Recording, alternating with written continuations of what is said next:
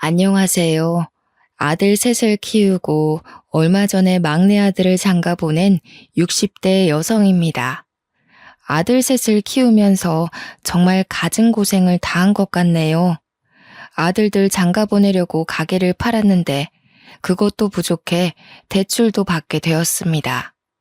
장가 보내는데 빚까지 쓰는 거냐고 따지시는 분도 있었지만 아들이 기왕이면 돈 걱정 없이 결혼 생활을 시작했으면 했습니다.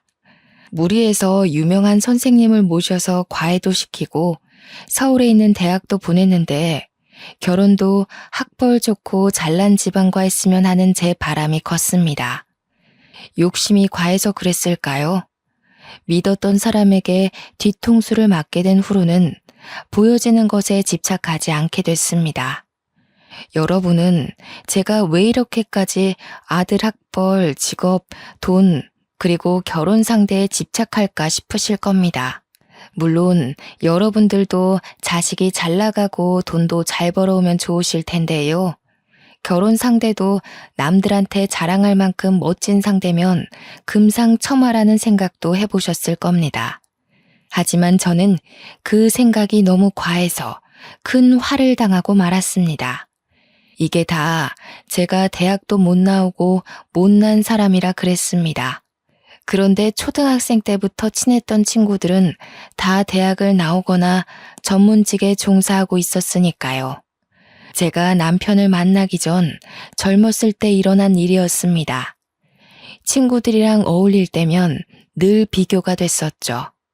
동창 모임이 있을 때마다 위축됐지만 제가 모임에 나가지 않으면 친구들이 저에 대해 뒷담을 하거나 안 좋은 이야기를 할까봐 걱정이 됐습니다. 그래서 매년마다 고급 한식당에서 열리는 모임에 참석했는데요. 그날도 끝까지 자리를 같이 하고 있다가 화장실에 들렀는데 사람이 너무 많아서 다시 돌아오는 길이었습니다. 근데 친구들 목소리가 들리더군요. 쟤는 우리 중에 친한 사람도 없으면서 왜 매번 나오는 거야? 틈만 나면 연봉은 얼마나 올랐냐? 실수령액은 얼마나 되냐고 묻기만 하고 돈밖에 모르는 것 같아. 다들 명품 들고 다니니까 갑자기 가품 사서 들고 온 거 봤어? 쟤는 어쩜 저렇게 사는 거니? 그 자리에 갑자기 명품을 들고 온 사람은 저밖에 없었습니다. 동창 말대로 가품을 들고 온 것도 많았고요. 명품에 대해 잘 몰라서 친구들이 많이 들고 다니는 걸 사온 것인데 티가 날 줄은 몰랐습니다. 창피한 마음에 갑자기 급한 일이 생겼다고 하고 모임 자리를 빠져나왔는데요. 집으로 가는 길에 눈물을 흘리면서 자격지심에 괴로워했죠. 하지만 사람 마음이 그런 수모를 겪었다고 변하지는 않았습니다. 저희 엄마께서 간호사를 만나보라고 하면서 선자리를 만들어 주셨습니다. 의사였으면 하는 마음이 있었지만 어디 의사가 저를 만나주겠어요. 간호사도 전문직이니 어떻게든 잘해보려고 했습니다. 바로 거기서 남편을 만난 거고요. 남편은 저한테 관심이 없어 보였지만 저도 인생 한 편 펴보려고 적극적으로 대쉬했습니다. 어떻게든 대화를 이어가려고 애쓰다 보니 남편도 제게 마음을 열어주었죠. 그렇게 두 번째, 세 번째 만남을 이어가고 나서야 나이도 나이인지라 결혼을 전제로 진지하게 만나보자는 이야기가 나오게 되었습니다. 하지만 그때 남편이 간호사가 간호조무사라는 사실을 알게 되었죠. 억울한 마음에 엄마에게 달려가 어떻게 된 거냐고 따졌더니 저희 엄마가 저를 호되게 혼내셨습니다. 네가 지금 제정신이니? 정서방이 간호사면 뭐 어떻고 간호조무사면 또 뭐 어때? 너는 대학도 안 나온 게 따지는 게 왜 이렇게 많아? 그렇다고 네가 직업이 있어 돈이 있어. 정서방이 결혼해준다고 할 때 냉큼 가서 결혼식 올려. 저희 부모님께서 네 처지에 간호조무사도 옳았구나 감사해야 한다고 하셔서 울며 겨자 먹기로 만남을 이어나갔는데요. 부모님 말도 틀린 말이 아니었습니다. 얼굴이 예쁜 것도 아니고 집안이 좋은 것도 아니고 그렇다고 고등학교를 졸업하고 일을 하고 있는 것도 아니었으니까요. 그저 좋은 남자 만나서 얼른 결혼하는 게 효도라고 생각해서 남편과 짧은 만남을 끝내고 결혼식을 올렸습니다. 얼떨결에 떠밀려서 결혼한 것 치고는 어려움이 없었습니다.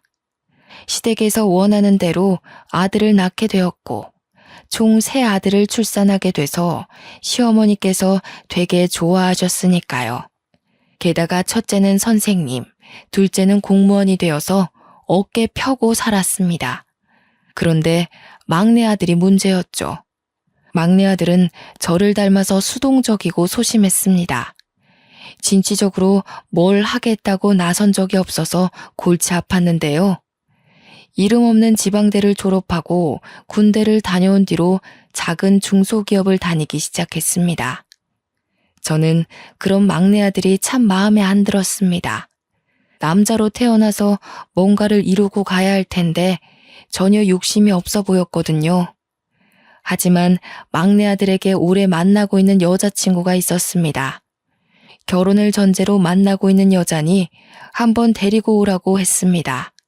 아들이 진짜로 여자친구를 데려왔길래 맛있는 밥을 해주면서 이것저것을 물어보았는데요. 졸업한 대학이랑 하는 일을 물어보니 예상 외의 대답을 듣게 되었습니다. 서울대 성악과 나왔고 지금은 아이들 가르치고 있어요. 원래 공연도 하고 그랬는데 몸이 약해서 엄마가 은퇴하라고 하시더라고요. 저희 엄마도 서울대 성악과 출신이셔서 저희 엄마 말 들을 수밖에 없었어요. 며느리 말로는 며느리 집안 자체가 전부 다 서울대에 버금가는 명문대 출신이라고 하더군요. 저희 막내 아들이 보잘것없어서 비슷한 스펙의 여자를 만나고 있는 줄 알았는데 전혀 아니었습니다. 어떻게 이런 여자를 만났는지 정말 신기할 따름이었죠. 그 뒤로도 사돈어른과 한두 번 마주쳐서 만난 적이 있는데 정말 기품 있어 보였습니다. 배운 집안은 정말 달라 보이더군요. 저는 막내 아들의 여자친구를 며느리감으로 정해두고 막내 아들에게는 절대 헤어지지 말고 잘해주라고 말해두었습니다. 며느리가 학벌이랑 집안만 좋은 것이 아니라 성격까지 좋았습니다. 제가 감기 몸살에 걸려서 누워있다고 하니까 집까지 찾아와서 저녁을 차려주고 청소를 해주었습니다. 제가 그러지 않아도 된다고 말려봐도 며느리는 손까지 내저으며 공손하게 말하였습니다. 어머님, 너무 신경 쓰지 말고 누워 계세요. 밥 차리고 청소하는 게 뭐가 힘들다고 그러세요.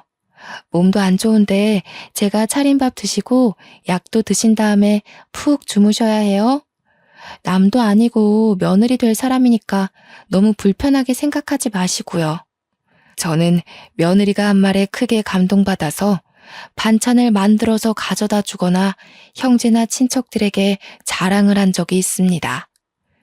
이렇게 똑똑하고 부지런한 며느리라면 제 노후도 걱정 없을 거라고 호언장담했었는데요. 당연히 아들이 그런 며느리랑 결혼하겠다고 하니까 고민도 하지 않고 승낙했습니다. 상견례 자리도 수월하게 가지고 며느리가 혼수도 8천만 원어치를 해온다고 하였습니다. 결혼식 자금도 며느리 쪽에서 다 지불하면서 성대하게 올리자길래 간담이 서늘해졌죠. 저희 보고 집만 해오면 된다고 해서 거짓말을 하고 말았습니다. 10억짜리 아파트를 해놨는데 인테리어 업체랑 엉망으로 해놔서 여기저기 물 새고 난리 났다. 그거 소송 준비하느라 정신없어서 당분간 나랑 같이 살아야 할 것 같으니 일단 짐 싸고 우리 집으로 와라. 사실 10억짜리 아파트도 없었고 준비해 놓은 신혼집도 없었습니다. 제 처지에 해줄 집이라고는 단칸방뿐이었지만 서울대 출신의 좋은 집안을 가진 며느리를 포기할 수 없었죠. 저희 아들도 제게 10억짜리 아파트가 있는 줄 알고 언제 그런 재산을 모아뒀냐고 좋아했습니다. 다행히 며느리와 아들이 하나하나 캐묻지 않고 저희 집에 와서 살게 되었습니다. 며느리와 아들, 그리고 제가 이렇게 한 집에 산 지 한 달이 지났을까요? 거짓말을 한 것 때문에 벌을 받게 되었는지 참하고 성실하던 며느리가 점점 변하기 시작했습니다. 아들이랑 있을 때에는 제게 상냥하게 대하고 집안일도 잘해주더니 아들이 출근하러 나가면 180도 변해버렸죠. 집안일을 하기는커녕 소파에 들어놓은 채 일어날 생각을 안 했습니다. 그래서 제가 집안일을 하면서 며느리에게 눈치를 줬는데요. 눈치 보지도 않고 오히려 짜증을 내면서 제게 비키라는 거 있죠? 아씨, TV 안 보이잖아요. 지금 드라마 보고 있는 거 안 보여요? 왜 지금 청소기 돌리는데요? 제가 쉬고 있으니까 눈치 주시는 거 다 알고 있거든요? 알겠으니까 청소기 저기 놔두시면 제가 시간 날 때 돌릴게요. 며느리가 제게 소리를 지르는 걸 처음 보아서 너무 놀랐습니다. 그동안 말수도 없고 조용히 고개만 끄덕이던 며느리가 맞나 싶을 정도로 정말 어처구니가 없는 상황이었는데요. 제가 아무 말도 못하니 며느리가 슬슬 본색을 더 드러내기 시작했습니다. 어느 날은 제가 요리를 하고 있는데 와이셔츠를 가지고 와서는 버럭 소리를 지르더라고요. 어머님, 이거 설마 세탁기에 그냥 돌리신 거예요? 정말 미친 거 아니야? 이게 얼마짜린 줄 아세요? 큰맘 먹고 지른 건데 이걸 그냥 돌리면 어떡해요? 아, 진짜 짜증나게. 제 눈엔 멀쩡해 보이는데 며느리가 와이셔츠가 다 늘어났다면서 바닥에 집어 던졌습니다. 며느리한테 화를 낼까 말까 고민하다가 있지도 않은 10억짜리 아파트가 눈앞에서 아른거렸습니다. 며느리와 한바탕 하면 이 10억짜리 아파트가 거론될 수 있겠다는 생각에 입을 꾹 다물었죠. 저는 며느리가 그러든 말든 저녁을 마저 만들어서 상을 차렸습니다. 그런데 며느리가 그날 상당히 열이 받았는지 밥을 먹다가 숟가락을 탁 하고 내려놨습니다. 그리고 밥그릇을 들고 싱크대로 가더니 음식물 쓰레기통에 버리는 거 있죠. 제가 놀래서 지금 뭐 하고 있는 거냐고 따지니 며느리가 뻔뻔하게 대꾸했습니다. 밥이 너무 맛없어서 못 먹겠어요. 헛구역질 나오겠다고요. 언제까지 어머님 요리 먹어야 해요? 아파트는 언제 주실 건데요? 며느리가 제가 속이고 있다는 사실을 알고 이러는 걸까요? 불편한 한편 며느리 행동이 괘씸해져서 퇴근하고 돌아온 아들에게 이 사실을 전부 다 이야기해 주었습니다. 그리고 아들에게 아파트 때문에 그런 것이냐고 물어보았습니다. 하지만 아들이 제 말을 믿지 않고 헛웃음을 지며 말도 안 된다고 했습니다. 소정이가 엄마한테 옷 집어던지고 엄마가 해준 밥을 쓰레기통에 다 버려버렸다고? 그게 말이 돼? 소정이가 내 앞에서 그런 적 없어. 뭐 때문에 싸워서 이러는 건데? 소정이랑 같이 이야기해보자. 아들 눈빛이랑 말투를 보아하니 며느리가 마음에 안 들어서 역정을 내는 거라고 생각하는 것 같았습니다. 저도 다른 사람한테 며느리의 두 얼굴을 말해준다고 해도 이 사태를 진지하게 받아들이지 않았을 겁니다. 저희 아들처럼 여자 둘이서 기싸움을 하느라 일어난 일이라고 믿었을 텐데요. 며느리도 아들 녀석이 자기 편이라고 생각했는지 갑자기 나타나 눈물을 터뜨렸습니다. 어머님, 저한테 왜 이러세요? 어머님이 하라는 대로 청소도 하고 밥도 차리고 있는데 뭐가 도대체 마음에 안 들어서 이러시는 건데요. 이렇게 거짓말하지 마시고 마음에 안 드는 게 있으면 말씀을 하세요. 그리고 이어서 하는 말이 가관이었습니다. 제가 눈치 주는 것도 모자라 시집살이를 모질게 시킨다고 이러고 있더라고요. 제가 언제 그랬냐고 따지다가 화를 참지 못하고 이럴 거면 나가 살라고 이야기하였습니다. 그랬더니 아들이 버럭 소리를 지르며 오히려 저를 나무랬습니다.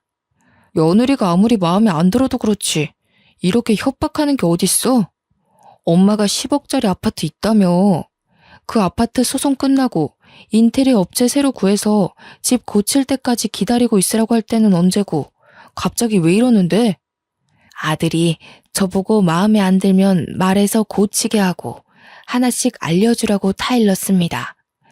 자기 지갑 사정도 알면서 어떻게 그럴 수 있냐고 말하길래 그 자리를 박차고 나와버렸습니다. 그놈의 아파트. 제가 거짓말해서 이 사단이 난 건데 어쩌나요. 인과응보라고 생각하고 갑질하는 며느리와 같이 살기로 마음먹었습니다. 며느리를 사춘기 딸이라고 생각하고 어르고 달래거나 대화를 피하다 보니 요령이 생기더군요. 이렇게 시간을 끌다가 소송해져서 돈을 다 날리게 되었다고 핑계를 댈까 고민하던 찰나였습니다. 제가 안방에서 낮잠을 자고 있는 줄 알았는지 며느리가 거실에 있는 제 짐을 뒤지고 있더군요. 제 가방에서 지갑을 꺼내 돈을 훔치더니 자연스럽게 다시 넣어놓고 있었습니다. 안 그래도 지갑에 계속 돈이 비어서 이상하다고 생각했을 때였습니다. 저를 못살게 구는 것도 모자라 돈까지 훔치고 있었다니. 저는 이 모습을 동영상으로 촬영해놨다가 제 가방을 열심히 뒤지고 있는 며느리를 불렀습니다. 이런 도둑년 같으니라고. 네가 내 지갑에 손대는 거 다 봤다. 동영상으로 찍어놓은 것도 있으니까 거짓말할 생각하지 마라. 우리 아들한테 다 말해서 너 이혼시킬 거야. 이렇게 말하면 제발 한 번만 봐달라고 무릎을 꿇고 버릇없게 굴어서 죄송하다는 말을 할 줄 알았습니다. 그런데 며느리가 당당하게 고개를 들어올리더니 저를 비웃더라고요. 저한테도 보여줄 게 있다면서 아들과 어떤 여자가 같이 식사하는 사진을 보여주었습니다.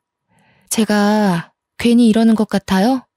남편이 생활비도 적게 주고 맨날 늦게 들어와서 뭐 하나 봤더니 바람을 피고 있더라고요. 그런데 나보고 도둑년이라고요? 당신 아들은 불륜이나 저지르고 다니는 주제에 나한테 도둑이라고 할 자격 있어요? 제가 쫓아다니면서 증거로 남겨놨으니까 이혼 소송 준비나 하고 계세요. 아들이 직장 동료랑 식사한 것이 아니냐고 어떻게 이게 불륜 증거냐고 따져보았습니다. 그랬더니 며느리가 또 다른 사진을 보여주더군요. 그 사진은 아들과 직장 동료가 팔짱을 끼고 있는 사진이었습니다. 이 사진을 본 순간 며느리의 말을 믿을 수밖에 없었습니다. 제가 아들에게 일러서 사이가 안 좋아지면 그 김에 이 증거들을 가지고 이혼해서 어마어마한 위자료를 물게 할 거라고 선언했습니다. 저는 제 아들이 며느리를 배신하고 다른 여자를 만났을 거라고 생각하지 않았습니다. 아들을 믿었지만 아들이 이혼당할까봐 혼자 며칠을 끙끙 앓고 있었는데요. 그 덕분에 며느리는 제 앞에서 여왕 노릇을 하며 승승장구하기 시작했습니다. 그 다음날 아침부터 잠자고 있는 저를 깨우더니 자기 속옷을 제 얼굴에 던지는 거 있죠? 시간이 지금 몇 시인데 아직까지 자고 있어요? 얼른 일어나서 밥 차리고 청소해야죠. 표정이 왜 그래요? 내가 집안일 안 하고 누워있을 때는 왜 이렇게 게으르냐? 얼른 이것 좀 해봐라 닥달하더니 똑같이 당하니까 기분 나쁘죠? 날같이 생각해서 잔소리 좀 했던 건데 그걸 복수하는 것이니? 세상에 아침부터 이게 뭐 하는 짓이야? 시어머니 얼굴에 속옷을 던지는 게 말이 된다고 생각하니? 어디서 배워먹은 버르장머리야? 그렇게 싫으시면 댁 아드님 이혼시키시던가요. 가정 버리고 바람 핀 놈이 누군데 어머님이 왜 억울하세요? 그렇게 억울하시면 동네에 소문내버릴까요? 며느리의 협박을 들은 순간 입이 선뜻 움직여지지 않더군요. 결국 저는 그날부터 모든 집안일은 물론 며느리의 옷을 다려주고 며느리의 속옷을 손빨래하는 일까지 맡게 되었습니다.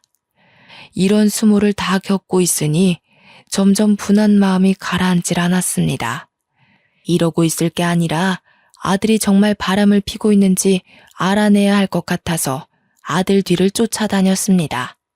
다행히 저희 아들은 회사 집을 반복하며 어디 다른 데로 새지도 않고 성실하게 일만 하고 있었죠.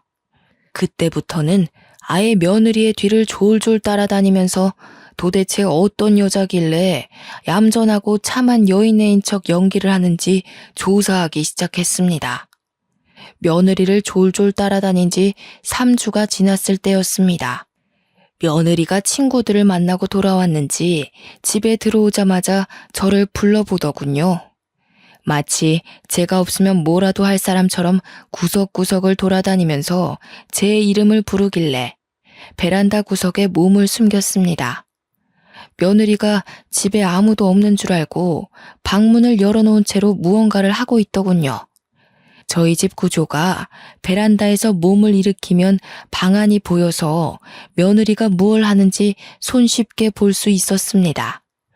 며느리가 무언가를 훔치거나 저를 골탕 먹이려고 술을 쓰는 줄 알았는데 아니더군요. 입고 있던 옷을 벗더니 서랍에서 새 옷을 꺼내고 있었습니다. 하지만 저는 며느리 등에 믿을 수 없는 것이 새겨져 있는 것을 보았죠. 바로 TV에서나 보았던 흉측한 문신이었습니다. 커다란 용문신이 떡하니 새겨져 있어서 며느리가 보통 여자가 아니라는 사실을 알게 되었죠. 세상에 어떤 여자가 등에 용문신을 새기겠어요. 만만치 않은 과거를 숨기고 있는 것 같아서 숨을 죽이고 있었습니다. 며느리가 옷을 챙겨서 화장실로 들어가 샤워를 하길래 서둘러 집을 나왔습니다.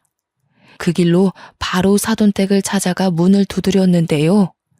사돈이 저를 보고 깜짝 놀라더니 이내 반가운 표정을 지었습니다. 어머, 사돈, 무슨 일로 이렇게 찾아왔어요? 우리 딸이 신세를 많이 지고 있죠?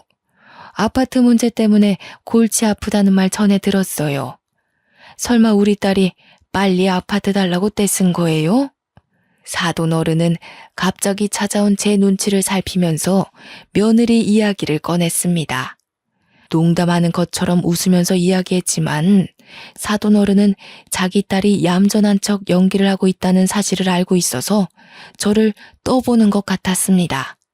저는 그런 거 아니라고 오랜만에 뵙고 싶었다는 핑계를 대고 있었습니다. 사돈 어른은 저를 위해 차와 다과를 내오고 며느리 근황을 물었습니다. 그때 사돈 어른에게 급한 전화가 와서 자리를 떴는데요. 저는 얼른 며느리 방으로 들어가 서랍을 뒤져보았습니다. 역시나 제 예상대로 서랍 깊숙한 곳에 며느리의 앨범 사진이 들어있었습니다. 며느리가 서울대를 졸업한 줄 알았는데 생전 처음 듣는 전문대 졸업 앨범이 있더군요. 게다가 다른 사진을 보니 북주족 시절 사진도 있었습니다. 오토바이를 한 줄로 쭉 세워놓고 남자들이랑 찍은 사진이었는데요. 며느리가 짧은 치마를 입고 까만 라이더 자켓을 입고 있는데 전혀 다른 사람 같았습니다. 며느리의 대학교 졸업 앨범 사진은 제 핸드폰으로 찍어놓고 북주족 사진은 몰래 챙겨두었습니다. 그리고 모르는 척 얼른 며느리 방을 빠져나와서 사돈 어른이 돌아오자마자 급한 전화가 왔다고 말하였습니다. 그래서 급히 사돈댁을 나서려다가 슬그머니 물어보았습니다. 사돈 어른도 서울대 출신이라고 들었는데 혹시 도와줄 수 있을까요? 그게 갑자기 전화 온 친구가 서울대 동문을 찾고 있다고 하네. 서울대? 어머, 난 대학도 안 나왔는데 왜 갑자기 서울대 이야기가 나와요? 우리 집안에 서울대 나온 사람 없어요. 설마 우리 딸이 그랬어요? 아니에요. 내가 착각을 한 것 같네. 급한 마음에 잠깐 헷갈렸어. 아유, 놀래라. 우리 딸이 어렸을 때 나 서울대 교수라고 말하고 다녀서 난감했던 적이 있었거든. 그때가 8살이었나? 지금은 다 컸는데 설마 그러겠어요? 그쵸? 사돈 어른도 순간 불안한 생각이 들었나 봅니다. 며느리의 본성을 알고 있었는지 제발 아니라고 말해달라는 눈빛으로 저를 쳐다보고 있더군요. 사돈 어른이 무슨 죄인가요? 그동안 사돈 어른을 지켜본 결과 악하게 태어난 딸 때문에 고생을 하는 것 같아서 그런 거 아니라고 둘러대고 얼른 집을 나와 버렸습니다. 제 예상이 맞았던 거죠. 며느리가 가족 자체가 서울대 출신이라고 했는데 순 거짓말이었습니다. 사돈 어른에게는 착각을 한 것 같다고 말하면서 그 길로 아들이 다니는 회사 앞으로 달려가 잠깐만 보자고 했죠. 아들이 일하다 말고 급하게 1층으로 내려와 저를 찾았습니다.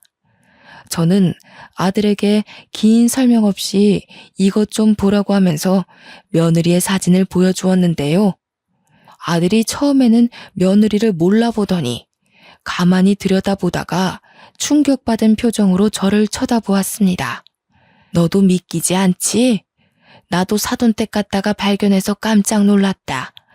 과거에 잠깐 놀았던 거면 내가 말을 안 해. 옷 갈아입을 때 슬쩍 보니까 등에 커다란 용문신이 있더라. 대학 시절 졸업 앨범도 보니까 서울대가 아니라 전문대 나온 애야. 사돈 어른한테도 서울대 출신이냐고 물어봤는데 아니래. 도대체 어떻게 만난 여자길래 진짜 서울대 나왔는지 확인도 안 하고 만난 거니? 저는 그런 여자인 줄 몰랐어요. 자기 입으로 서울대 나왔고 아이들 가르치는 선생님으로 일하고 있다고 하니까 믿었죠. 누가 그걸 확인해 보려고 하겠어요. 이러고 있을 게 아닌 것 같아요. 지금 소정이한테 따지러 가야겠어요.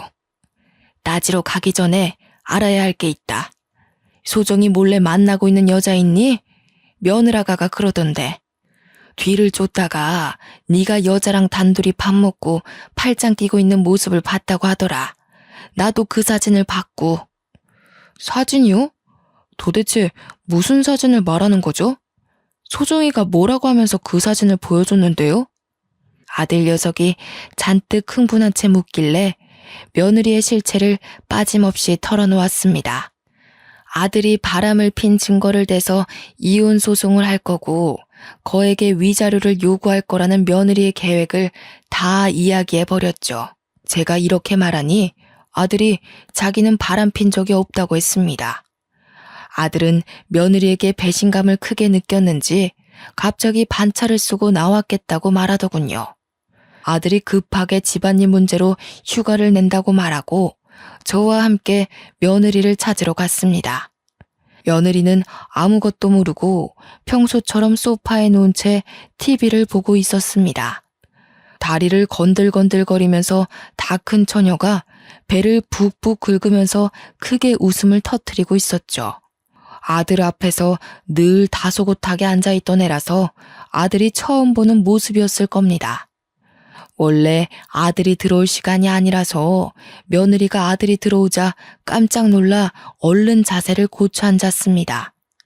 며느리가 갑자기 왜 일찍 들어왔냐고 물으니 아들이 며느리 얼굴에 사진을 집어던지면서 소리쳤습니다. 엄마가 당신 친정에 갔다가 발견했대. 당신 서울대 나온 것도 아니라며? 등에 용문신이 있다는 것도 사실이야? 언제까지 숨기려고 그랬어? 나랑 결혼하기 전에 애들 가르친 건 맞긴 한 거야? 갑자기 왜 이러는 거야? 이 사진들 어디서 가져왔는데 그래? 이거 가짜야. 합성. 그래, 합성된 거야.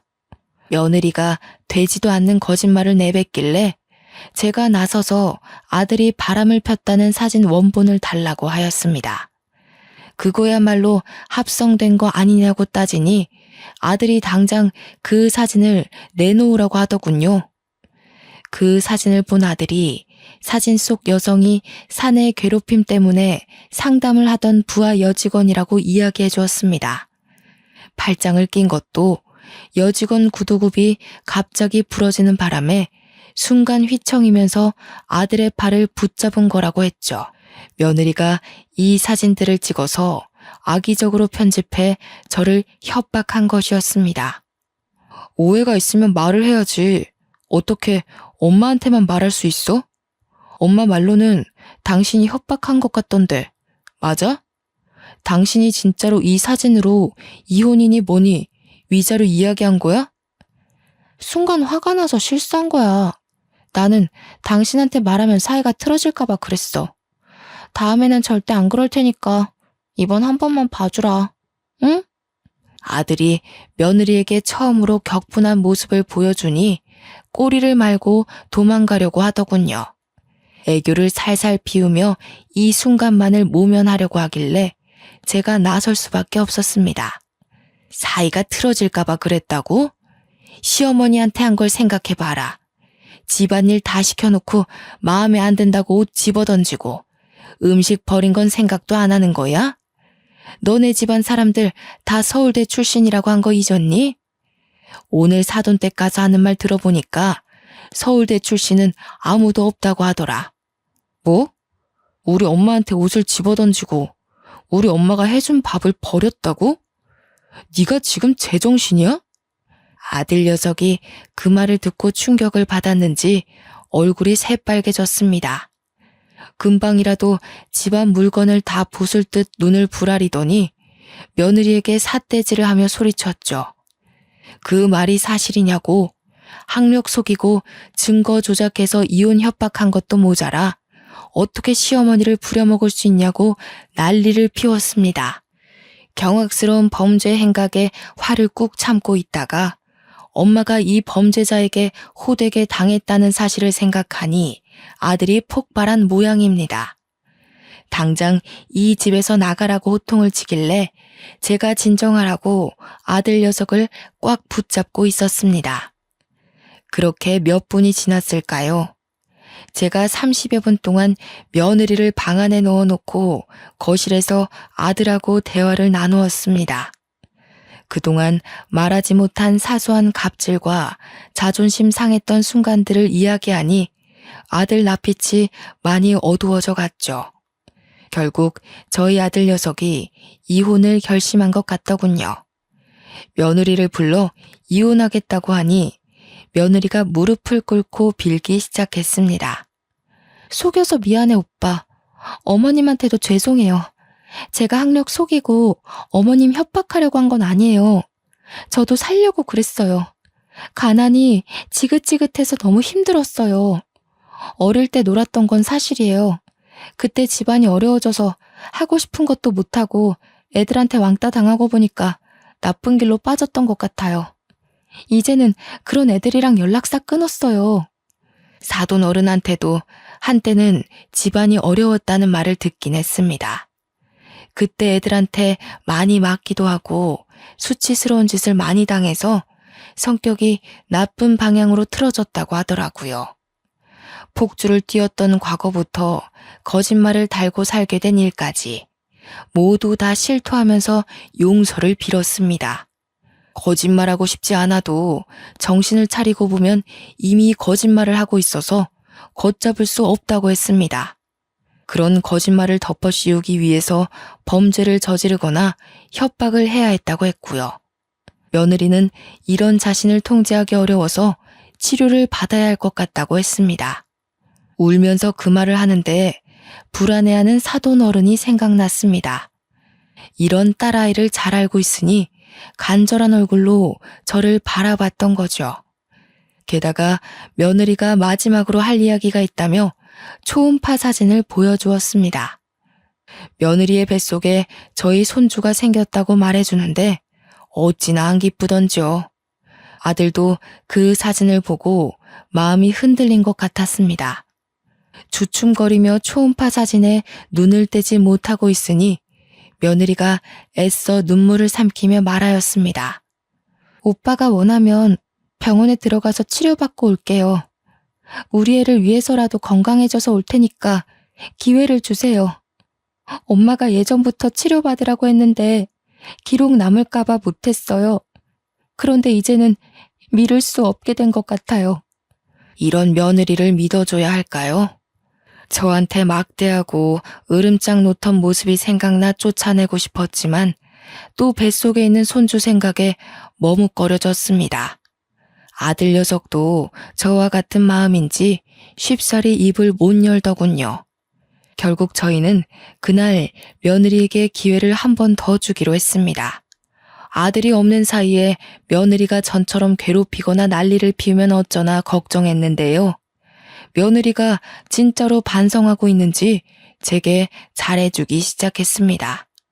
그날 이후로 집안일을 전부 다 도맡아서 하고 있고 반찬과 찌개도 매일 새로 하며 노력하고 있는 모습을 보여주었습니다. 병원도 꾸준히 다니더니 약도 꼬박꼬박 챙겨 먹는 것 같았죠. 며느리의 진단명을 물어보니 리플리 증후군이라고 하더군요. 상담 한두 번 받고 약 몇 번 먹으면 낫는 병이 아니라 장기적으로 봐야 하는 병이라고 했습니다. 그 말을 들으니 며느리가 그동안 아팠는데 제가 모르고 있었다는 생각도 들었습니다. 아들도 그런 며느리의 모습을 지켜보고 있다가 제게 어떠냐고 묻더군요. 제가 전혀 다른 사람 같다고 하니 아들 녀석이 마음이 놓인다고 하였습니다. 이제 며느리는 제게 무관심하고 예의 없게 굴지 않습니다. 완전히 환골탈태한 것 같더군요.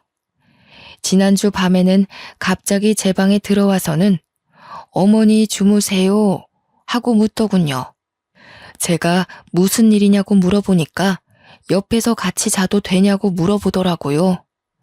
며느리가 시모한테 같이 자도 되냐고 물어보다니 깜짝 놀라서 잠이 다 깼습니다. 얼떨결에 며느리와 나란히 누워서 잠을 청하고 있었는데요. 며느리가 갑자기 훌쩍거리면서 진심을 고백하였습니다. 어머님, 그동안 제가 못되게 굴어서 죄송해요. 어머님은 저를 참 좋아해 주시면서 잘해 주셨는데 제가 참 어리석었던 것 같아요. 그래도 이런 저를 용서해 주시고 보듬어 주시다니 어머님 같은 분도 없을 거예요. 어둠 속에서 며느리의 눈물을 보고 있으니 마음이 아파왔습니다. 세상에 완벽한 사람이 어디 있나요? 저도 허영심에 가득 차서 며느리가 서울대 출신이라는 이유 하나만으로 좋아했습니다. 하지만 이제는 며느리를 통해 제 삶을 반성하고 다시 돌아보게 되었죠. 세상에 학력이 전부가 아니고 집안이 전부가 아닙니다. 서로를 이해해 줄 수 있는 가족만 있다면 학력이 부족하든 집안이 부족하든 신경 쓸 일이 아니죠. 그래서 저도 며느리에게 고백할 것이 있다면서 그동안 숨겨왔던 비밀을 털어놓았습니다. 나도 너한테 말해줄 게 있다. 사실 10억짜리 아파트 나한테 있지도 않아. 네 직업이랑 집안만 보고 우리 아들 장가 보내고 싶어서 거짓말을 했다. 너랑 나랑 다를 바가 없는데 너만 욕보게 하고 정말 미안하다. 며느리가 처음에는 깜짝 놀란 눈치였지만 제 눈물을 보더니 저를 부둥켜 안고 같이 슬퍼해 주었습니다. 눈물로 참회하고 반성하니까 없던 용기도 생기더군요. 아들한테도 10억짜리 아파트가 없다고 말할 수 있게 되었습니다. 아들이 처음에는 저를 이해하지 못하고 화를 냈지만 제가 좋은 집안에 장가 보내고 싶다고 말하니 입을 다물더군요. 잠깐 나가서 담배를 피우고 오는 것 같더니 자기 때문에 고생을 많이 한 것 같다고 이해해 주었습니다. 처음에는 엄마가 왜 거짓말을 했나 이해가 안 됐는데 천천히 생각해 보니까 내가 못나서 그랬던 것 같아. 형들은 선생님 되고 공무원 돼서 엄마 걱정 끼친 적이 없는데 난 늘 골칫거리였잖아. 하고 싶은 것도 없고 그렇다고 하라는 대로 하지도 않았으니까. 엄마가 고생을 참 많이 했었지. 그거 생각해보니까 엄마가 왜 속였는지 이해가 되더라고. 내가 형들처럼 잘났으면 좋은 집안에 장가도 가고 이렇게 엄마 속 썩일 일도 없었을 텐데 내가 참 미안해. 아니다 아들아. 내가 미안하다. 내가 자격지심 때문에 너를 공경에 빠뜨렸어. 네가 부모를 잘 만났으면 더 승승장구할 애인데 내가 네 인생을 방해한 것 같다. 엄마가 정말 미안해. 이 뒤로도 몇 시간 동안 기나긴 대화를 나누었습니다. 아들에게 삶에 대한 압박감이 얼마나 컸는지 알 수 있어 뜻깊은 대화였죠. 아들과 함께 진심 어린 대화를 나누다 보니 선생님을 하고 있고 공무원을 하고 있는 아들들보다 우리 막내 아들이 더 귀하게 여겨졌습니다. 이렇게 저를 이해해 줄 수 있는 아들은 막내 아들뿐인 것 같았거든요. 그렇게 10억짜리 아파트는 우리 가족들 마음에 묻어두고 없는 이야기로 하기로 했습니다. 이렇게 죄를 참회한 뒤로 저희 가족이 더욱 돈독해졌습니다. 오늘도 며느리가 제가 좋아하는 갈비찜을 한다면서 바쁘게 움직이고 있네요. 저를 상전 취급해줘서 가끔은 너무 아무것도 안 해서 심심할 지경입니다. 제가 부엌으로 가서 설거지라도 하려고 하면 바로 달려와서 저기 가서 쉬고 있으라고 말하고 있으니까요. 몇 달 전까지만 해도 며느리가 이렇게 변할 줄 몰랐는데요. 세상 오래 살고 볼 일인 것 같습니다. 여러분은 가족들 때문에 곤혹스럽고 힘들다고 생각했을 때가 있나요? 저뿐만 아니라 다른 분들도 가족인데도 불구하고 남보다 못할 때가 분명 있다고 하더군요. 오히려 안 보는 게 낫다고 하시는 분들도 계셔서 제 이야기를 말씀드리고 싶었습니다. 지금은 원수처럼 느껴지고 눈앞에서 사라졌으면 좋겠다고 하실지도 몰라도 기다려 보시길 바랍니다. 시간을 들여 노력한다면 전보다 더 나아질 수도 있습니다. 저도 나쁜 며느리를 만나거나 아들과 며느리가 안 맞는다면 이혼하는 게 답이라고 생각했는데 이혼이 마냥 정답이 아니라는 생각이 드네요.